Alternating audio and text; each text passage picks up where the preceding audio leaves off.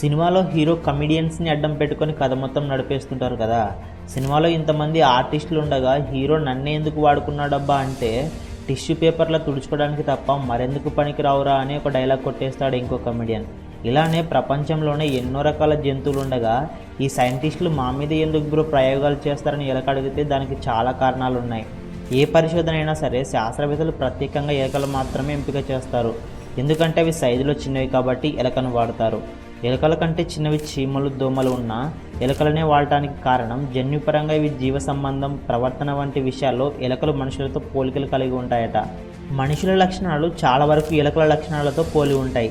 Medical టెస్టింగ్లో వాడే ఎక్కువ ఎలకలు సంతానోత్పత్తి కలిగి ఉంటాయి కాబట్టి దాదాపు జన్యుపరంగా ఒకేలా మెడికల్ ట్రయల్స్లో ఫలితాలను ఇవ్వడానికి సహాయపడతాయట. అందుకే 95% ల్యాబుల్లో ఎలుకలనే పెంచుకుంటారు. పరిశోధన కోసం, ప్రయోగాల కోసం ప్రత్యేకంగా వీటిని కూడా పెంచుకుంటారు. ఇప్పటి వరకు ఎలుకలకు ఆల్టర్నేటివ్గా మరే జీవి లేదని చెప్పేశారు. ఎలుకలు చాలా వరకు సంతానోత్పత్తిని ఎక్కువగా కలిగి ఉంటాయి.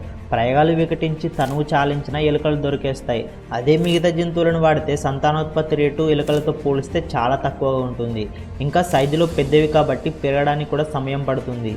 పరిమాణంలో ఎలుకలు చిన్నవి కాబట్టి త్వరగా ఎదుగుతాయి. వీటి ఉత్పత్తిదారులు కూడా ఎక్కువగానే ఉంటారు. ఇతర జంతువులను పెంచాలంటే ప్రదేశం ఎక్కువగా ఉండాలి, ఫుడ్ కూడా ఎక్కువగానే కావాలి. అదే ఎలుకలు అయితే ప్రయోగాలకు అనువుగా ఉంటాయి. ఏ పరిస్థితుల్లో అయినా, ఎలాంటి వాతావరణంలో అయినా అవి బతకగలవు. పైగా ఎలుకలు తప్ప మరే జీవులు మనుషులతో పోలికలు కలిగి ఉండవు. అతి తక్కువ సమయంలో ఎక్కువ ఎలుకలు పిల్లలు ఉత్పత్తి చేయడానికి వాటికి ప్రత్యేకించి మనుషుల సహాయం కానీ, ప్రత్యేక పరిస్థితి కానీ అవసరం ఉండదు. ఇక ఎలుకలపైనే వాడటానికి మరొక కారణం బడ్జెట్.